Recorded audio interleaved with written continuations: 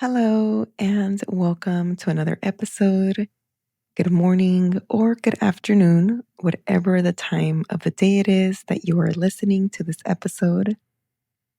And let's get right into it. Really going to start this episode with a deep breath. And if you want to join me, let's do this together. Inhaling through the nose and exhaling with an open mouth. All right. You know, healing isn't about pretending things don't hurt us. I think it's about letting those things that hurt us transform us, maybe soften us, and teach us who we really are.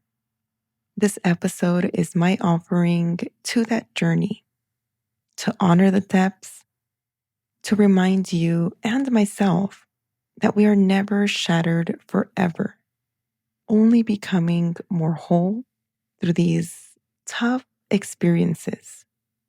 And that even through grief, there is wisdom, there is love, even through endings. There's a rebirth of something. So if you've ever felt the weight of your own emotions and wondered how to turn them into light, how to alchemize those emotions, this episode may be for your ears to listen and for your heart to feel. You know, life is so inevitable. It's so unpredictable. And unfortunately, maybe we've all experienced something like that, to know that life is inevitable and unpredictable. And it teaches us in ways we never expect. But for me, I can't look at it as something bad because I really believe the Creator, God, the universe, whatever you call that higher energy, would never intentionally hurt me. I just can't see it that way. Like there's some guy up there in the sky waiting for me to just hurt. No, I can't see it that way, right? I've learned to really understand life, my life, and trust it, even when it doesn't go how I thought it would. And today I just want to share what that was like for me, what I felt, what I learned. And respectfully, not for pity, not for advice, just from one heart to another.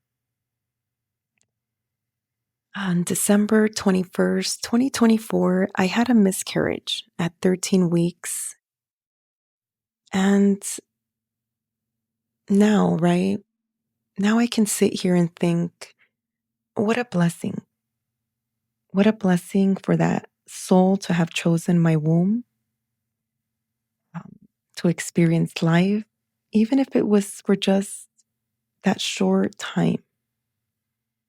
It's bittersweet, but what if this soul just needed those 13 weeks? Maybe that was the whole point. Some life, I believe, is meant to manifest outside of the womb, and some, maybe it's just meant to be experienced inside and for a moment, for the soul and for the mother carrying. And maybe that's the beauty of it, that love doesn't have to last a lifetime for it to be eternal, that even through the shortest presence, they can leave the deepest imprints. This soul, in its own way, it taught me about surrender, about trust, but I feel like it also reminded me how sacred every breath of existence really is, even in the unseen ones and so much more. And I just gave myself time to feel. Just sat there feeling, obviously, the discomfort and the pain in my body, but also just feeling the waves of everything that came through that. I mean, in the body, there was so much change, right? The hormones, everything. And so for a few days, I just sat there feeling so much physically and emotionally. And it got to a point where mentally I had to get my mind on a grip and feel the thoughts that were coming through as opposed to feeling them with avoidance. I sat there and with the depth of the pain, um, almost every thought I had, I would sit through it and feel it. And I mean, the thoughts were coming in so fast. There were days that I would take out my journal and just write it all down, sit there, close my eyes, cry it out, and then feel it with my heart. And that's when in those moments, like these waves would just come, and I'm going to do my best to describe, but it was like something would uplift me. Like literally, I would be down, kind of in a ball, and I would just feel my back stretch and just something lifting me. At times I knew that was my sister, because I have that very deep connection with her on the other side. And I would feel her presence and her strength and her tough love, reminding me of so much. And it got to the point where instead of asking myself, why me? Like, why did this happen? I found myself saying, thank you. Thank you for choosing me, even if it was for just the season. Thank you for reminding me that life, whether it's long or brief, it's still holy. And to the universe, just thank you for showing me this strength that I had no idea I had.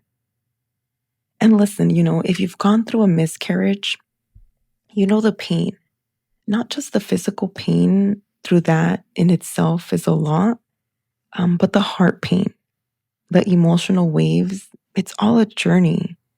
And I swear, it made me see a strength in myself, as I mentioned, that I didn't even know was there. And as women, we don't always realize how strong we are until life tests us like that. So if you've been through it, through a miscarriage, just please acknowledge yourself. You're stronger than you know. And for me, it taught me so much about myself, about how I can connect to life, about how my body holds memory. And it showed me that healing isn't just about time passing. I think it's about how you hold yourself through it. And of course, there were moments where, I'll be very honest, I could have let the sadness swallow me. I could have let my desires strive my mind, right? But I learned to hold those feelings without letting them kind of take over. I gave myself the space to move at my own pace. I think that was really, really important for me. I had a great support system.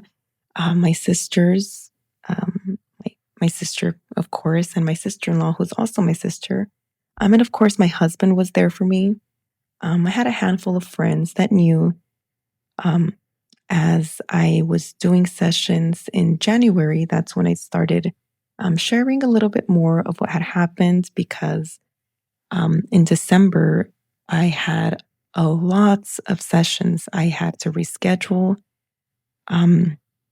Just a lot of time that I really needed to pull back. And at the time, I didn't feel ready to share with all. I think there was a few clients that I did share with, but for me, it just didn't feel like the time. So I just politely rescheduled. And I am so blessed to have the clients that I do have that, I mean, some were waiting 5 weeks for a Reiki, right? And we had to reschedule for another 4 weeks later. And it was very much like, okay, girl, when can we do it kind of thing. And To you, if you're listening, if that was you, man, it almost brings me to tears of joy of just the community that's been built with 369 vibes. And I don't mean to sound cliche when I say that because it's so true.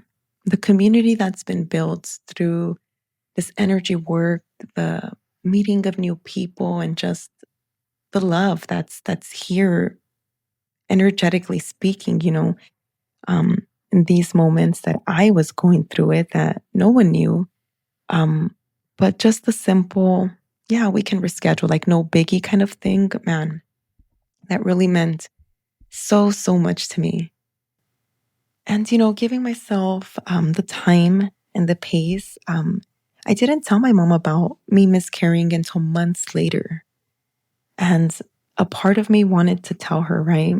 I wanted her hug so bad.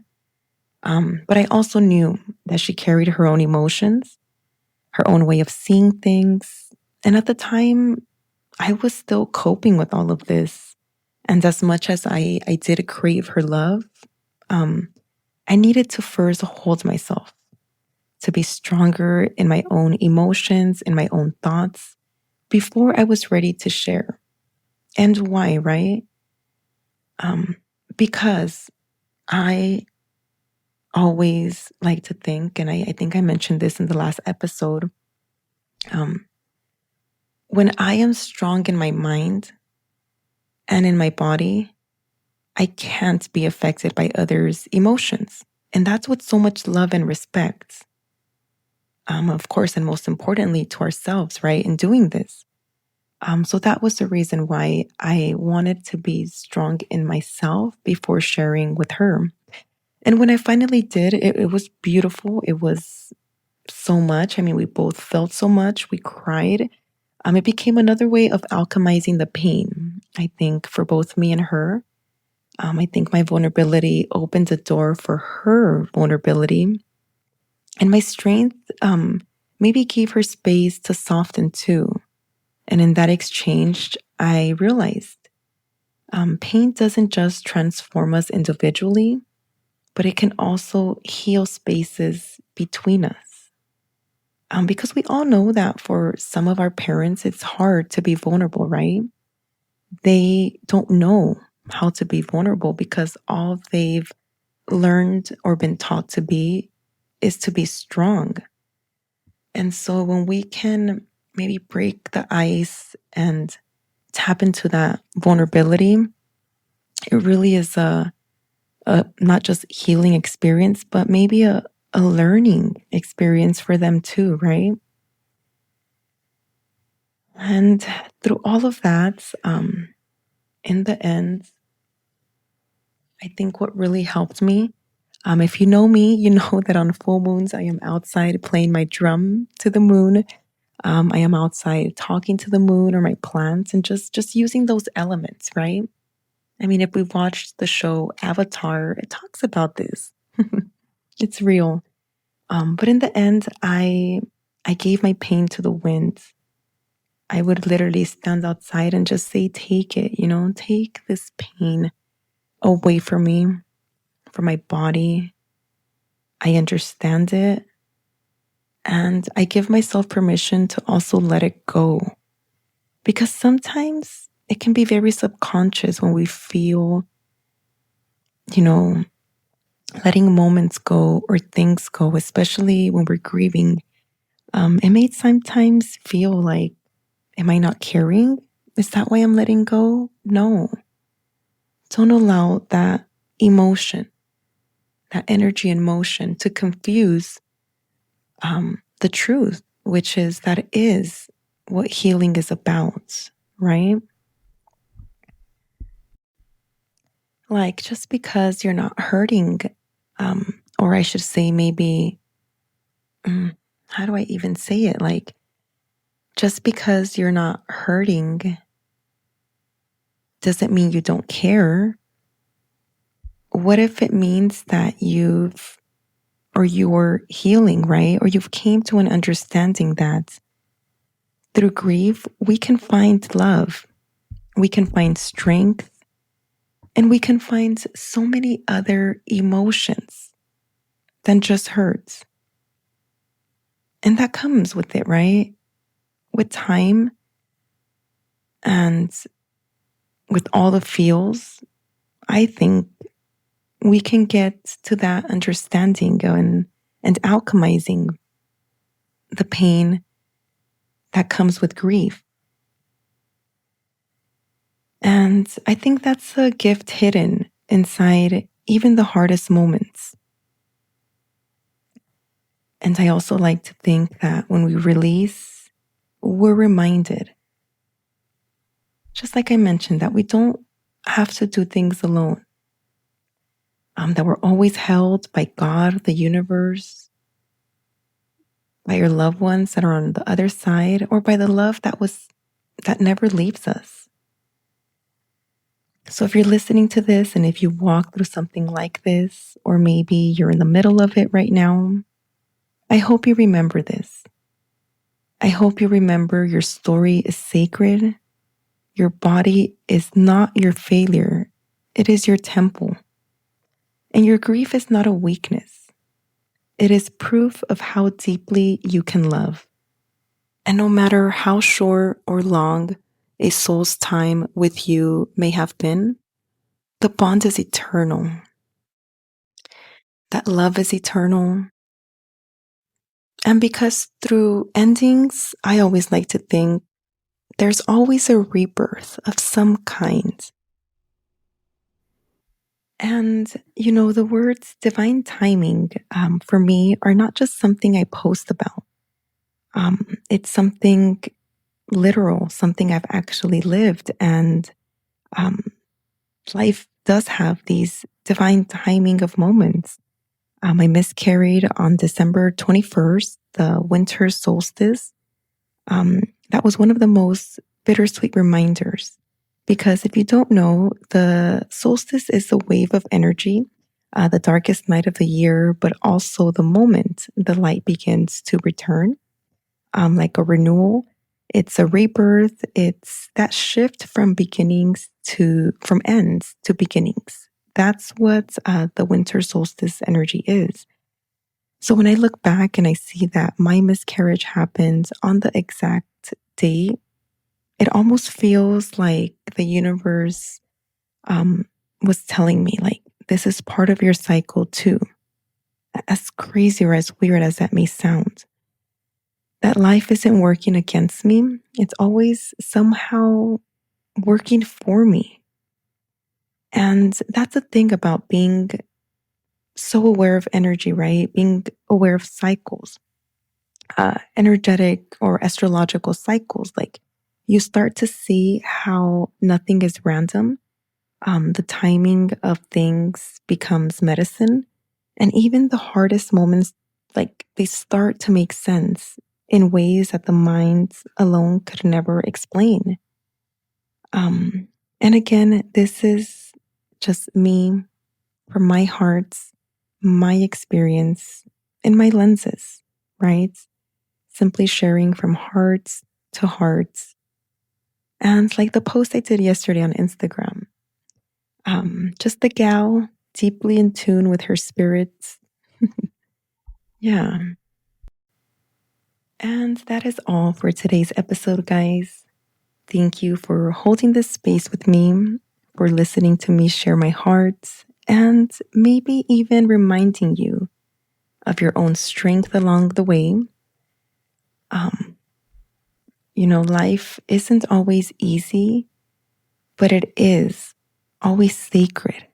And there is a reason, if we want to call it that, or a lesson behind everything. And just like me, you're not broken, you're simply becoming. And through experiences that break our hearts sometimes, we're able to witness inner strength. If we can sit through that pain, right? That's where this alchemizing of energy that's where it truly happens. That's how it's done. Again, thank you guys for listening to this if you've made it all the way up to here. And as always, I will see you in the next episode. Bye.